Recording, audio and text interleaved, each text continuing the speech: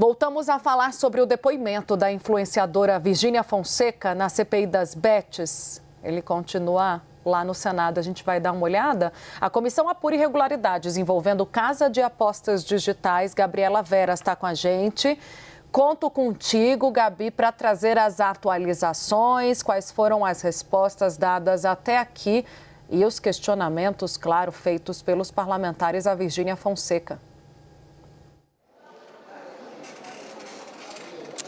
Oi, Tainá. Pois é, já são 2 horas de depoimento da influenciadora digital Virgínia Fonseca, que continua aqui na CPI do Senado Federal, prestando esses esclarecimentos, entre eles a questão de publicidade que ela faz para essas empresas, para esses jogos de azar. Num dado momento, a senadora Soraya Tronic exibiu na tela da comissão os stories da Virgínia, onde não há sinalização de publicidade, onde não havia naquele pré-determinado a sinalização de publicidade, aqueles avisos que precisam ter de que os jogos são proibidos para menores de 18 anos e que não há garantia de vitória.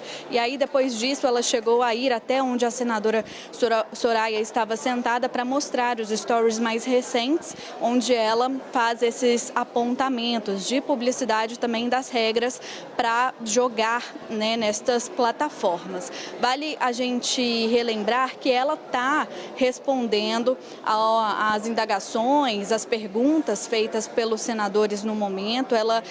A defesa dela entrou com um pedido para que ela primeiro não tivesse a obrigação de vir para cá e depois que se viesse fosse garantido o silêncio dela. Um habeas corpus foi cedido pelo ministro Gilmar Mendes para que ela tivesse esse direito garantido, o direito de ficar calada e não produzir provas contra si. Mas ela está respondendo todos os questionamentos. A influenciadora, inclusive, disse aos senadores que nunca recebeu dinheiro por perdas dos seguidores nessas plataformas de jogos de azar e que os contratos com as empresas de bets que ela tem atualmente são todos legais. Vamos acompanhar esse trecho onde ela dá essa explicação. Tainá.